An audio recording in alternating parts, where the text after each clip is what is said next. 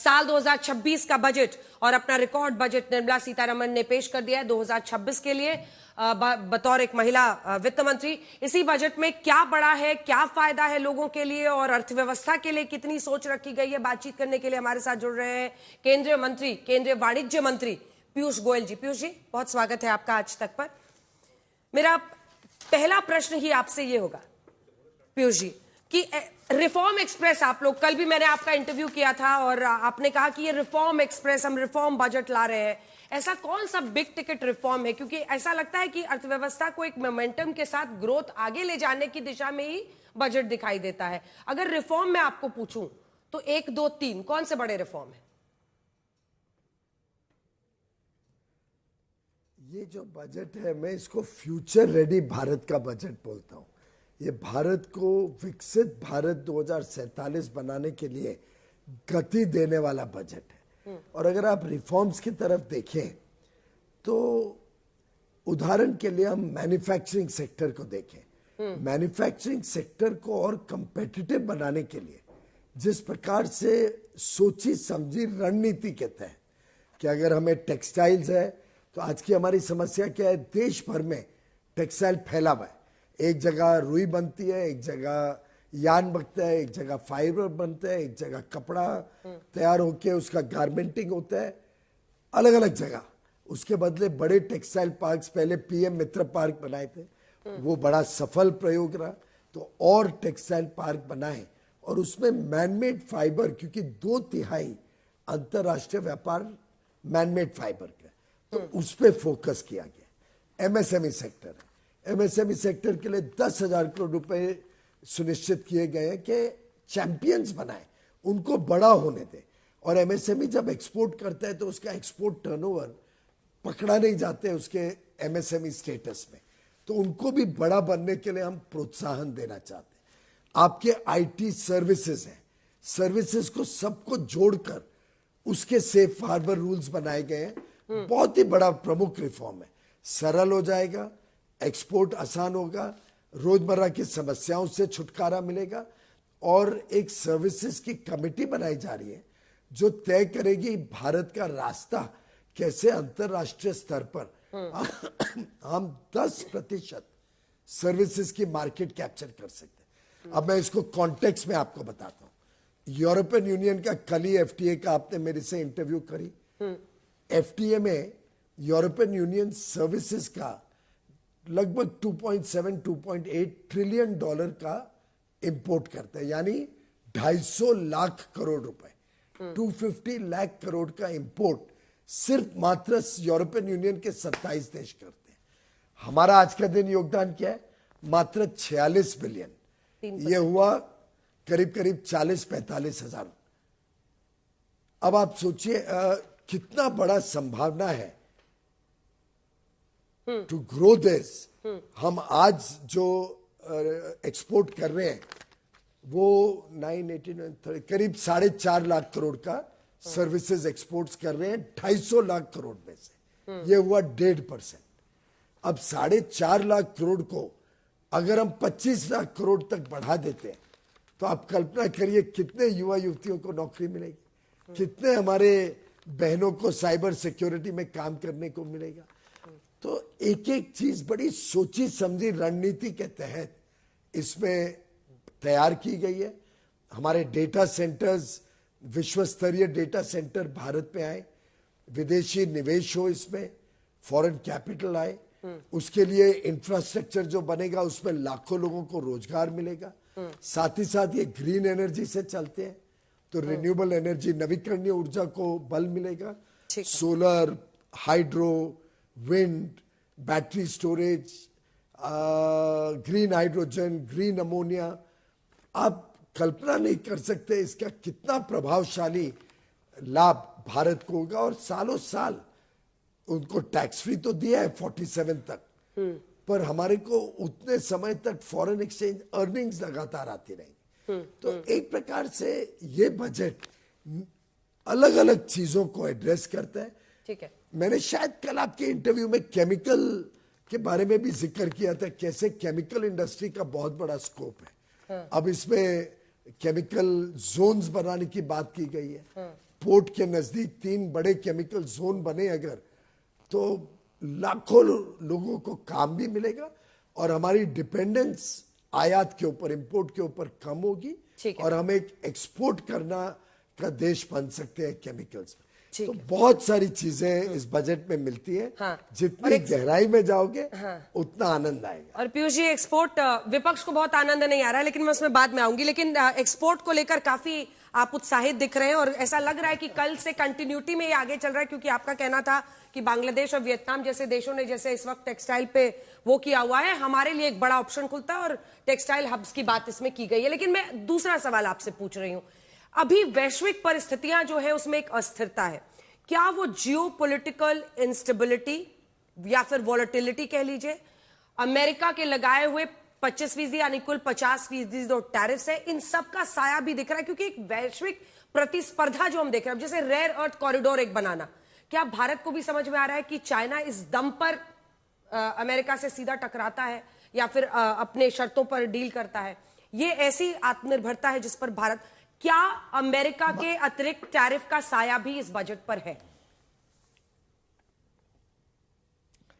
सबसे पहले तो मैं बताऊं कि यूनाइटेड स्टेट्स ऑफ अमेरिका के साथ अच्छी बातचीत चल रही है, अच्छा प्रोग्रेस हो रहा है और मैं नहीं समझता हूं कि कोई भी बजट एक देश के व्यापारिक संबंध के हिसाब से बनाया जाता है। लेकिन कोविड के समय से ही माननीय प्रधानमंत्री जी ने आत्मनिर्भर भारत की बात पर बल दिया है और जब हम परमानेंट मैग्नेट्स या रेयर अर्थ्स की बात देखते हैं, जब हम देखते हैं कि टेक्नोलॉजी के ऊपर बहुत बल दिया गया है, जब हम देखते हैं कि स्किलिंग और रीस्किलिंग, लोगों को आज की नई टेक्नोलॉजी के युग के परिप्रेक्ष्य में तैयार करना, तो ध्यान में आता है कि वैश्विक अस्थिरता और नई जो technologies, artificial intelligence, quantum computing जो आज सामने आ रही है, उसके लिए भारत के युवा युवतियों को, बहनों को तैयार करने का काम इस बजट में प्राथमिकता दी गई है और वो बात आगे चल के हमको बहुत काम में आएगी। शिक्षा के क्षेत्र में बड़ी बड़े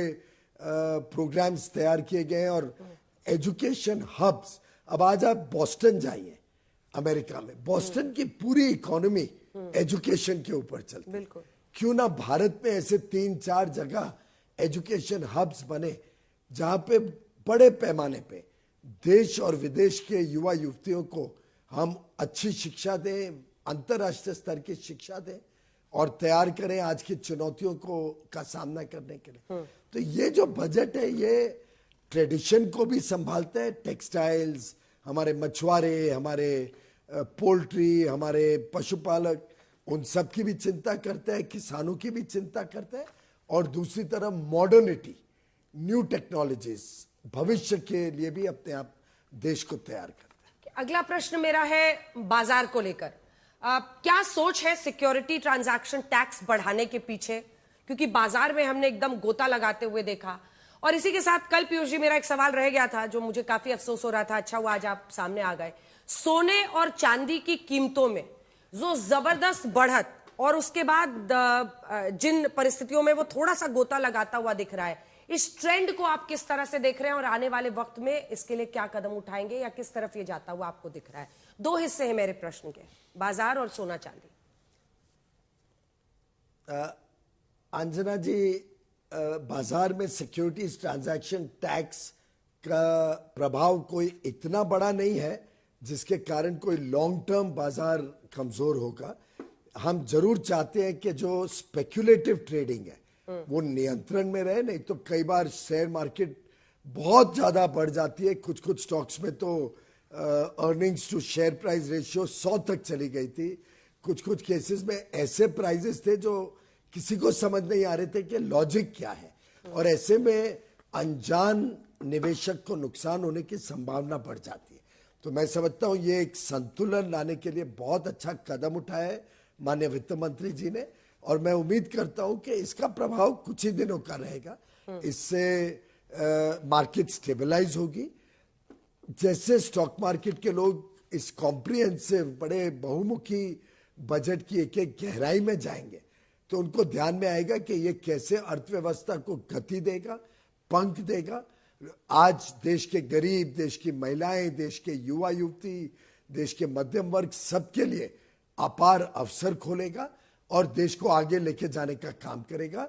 मैं मानता हूं ये अर्थव्यवस्था के लिए बहुत बढ़िया बजट है और स्टॉक मार्केट भी इसको जल्दी समझेगी, पहचानेगी और इसका आपको स्टॉक मार्केट में प्रभाव दिखेगा। जहां तक आपने सोने चांदी की बात की, इसका जरूर प्रभाव अंतरराष्ट्रीय स्थिति के हिसाब से लोगों ने सेफ्टी सोना चांदी या प्रेशियस मेटल्स में देखी होगी। जैसे जैसे चीजें स्टेबलाइज हो रही हैं, मुझे लगता है ये दाम भी करेक्ट हो जाएंगे या राइट साइज हो जाएंगे।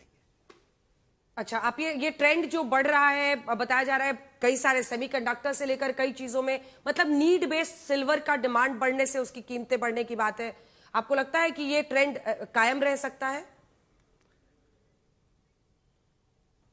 मैं कोई इसमें विशेषज्ञ नहीं हूं और इसमें स्पेकुलेट करना मेरा काम भी नहीं है। प्राइसेस बढ़ेंगी या कम होंगी, पर मेरा मानना है कि प्रेशियस मेटल्स का अट्रैक्शन जो अंतरराष्ट्रीय अस्थिरता के कारण था वो आवश्यक कम होगा समय बीते, जैसे जैसे समय बीतेगा। रही बात सेमीकंडक्टर्स और बाकी जो जगह पे प्रेशियस मेटल्स की इस्तेमाल होती है, वो काफी छोटी मात्रा में होती है। मैं नहीं मानता हूं कि उसके कारण कोई शॉर्टेज हो जाएगी और डिमांड इतनी बढ़ जाएगी। ठीक है, अब सर आते हैं कुछ पॉलिटिकल रिएक्शंस पर। ममता बनर्जी वो ये कह रही हैं कि it is a garbage of lies, Bengal को कुछ नहीं दिया। अखिलेश यादव कह रहे हैं कि ये अदृश्य लोगों के लिए बनाया हुआ बजट है, और राहुल गांधी का ये रिएक्शन है कि रिफॉर्म एक्सप्रेस के डब्बे खाली हैं। आपका जवाब? अंजना जी, ये सब एडजेक्टिव्स हैं। ये तो हम वर्षों वर्षों से सुनते आ रहे हैं कि विपक्ष, क्योंकि उनके पास कोई ठोस क्रिटिसाइज करने को नहीं है, आलोचना करने के लिए नहीं है, तो एक जनरल कमेंट कर दो। अब आप मुझे बताइए, जब मैन्युफैक्चरिंग को इतना बल मिलेगा, चाहे टेक्सटाइल हो, चाहे लेदर हो, चाहे केमिकल्स हो, चाहे डेटा सेंटर्स हो, तब क्या भारत के लोगों को फायदा नहीं होगा? क्या विपक्ष के नेता चाहते हैं कि भारत के लोगों को रोजगार के नए अवसर, निवेश के नए अवसर, उद्योग के नए अवसर नहीं मिले? क्या वो चाहते हैं कि सर्विसेज सेक्टर ना ग्रो हो, 10% तक ना जाए? क्या वो चाहते हैं कंटेनर चाइना से ही आते रहे, भारत में ना बने, जिसके लिए 10,000 करोड़ रुपए दिए गए? क्या वो चाहते हैं कि एमएसएमई छोटे ही रहे? हम जब 10,000 करोड़ रुपए एमएसएमई को चैंपियन एमएसएमई बनाने के लिए देते हैं, तो ऑपोजिशन को वो बात पसंद नहीं आती है? क्या उनकी कोई दुश्मनी है हमारे एमएसएमई से? तो मैं समझता हूं कि उनको आलोचना करनी है, स्वाभाविक है, विपक्ष में, लेकिन आलोचना के लिए कोई ठोस विषय ना मिलने के कारण ये जनरल एडजेक्टिव्स यूज करके राहुल गांधी जी, ममता जी जो कह रही है, ये जनता के साथ कोई, it will not cut ice with the people. इससे कोई जनता प्रभावित नहीं होगी। जनता इसमें अवसर और मौके देख रही है। जनता इसमें एक फ्यूचर रेडी भारत देख रही है।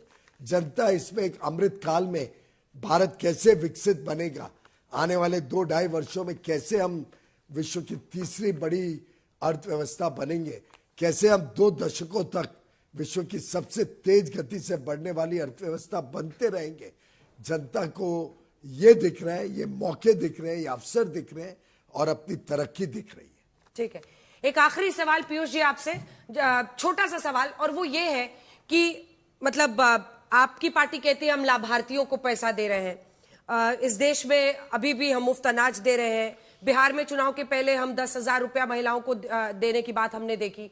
क्या सरकार के अंदर ये सोच है कि इन सारे ऐलानों के बीच फिस्कल डिसिप्लिन यानी वित्तीय अनुशासन बहुत जरूरी था और उस वजह से कोई भी बड़ा पॉपुलिस्ट कदम उठाने से सरकार बची है?